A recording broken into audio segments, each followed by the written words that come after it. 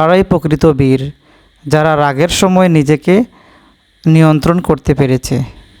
রেগে গেলেন তো হেরে গেলেন। রাগ কম বেশি আমাদের সকলের জীবনের সাথে জড়িয়ে আছে।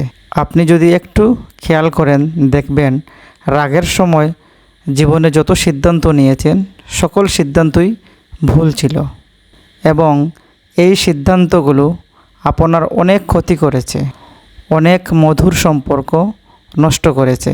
এই জন্য রাগের সময় কখনো কোনো সিদ্ধান্ত নেবেন না। তাহলে রাগের সময় আপনি কি করবেন? রাগের সময় একটাই কাজ করবেন, ধৈর্য ধারণ করে মাটির দিকে তাকিয়ে থাকবেন, প্রয়োজনে বসে থাকবেন, প্রয়োজনে মাটিতে শুয়ে থাকবেন। তবুও রাগের সময় কখনো কোনো সিদ্ধান্ত নেবেন না। মনে রাখবেন, তারাই প্রকৃত বীর, যারা রাগের সময় নিজেকে নিয়ন্ত্রণ করতে পেরেছে এবং তারাই জীবনে সফল হয়েছে, যারা রাগের সময় নিজেকে ধৈর্য ধারণ করে জীবনকে সামনের দিকে এগিয়ে নিয়ে গেছে।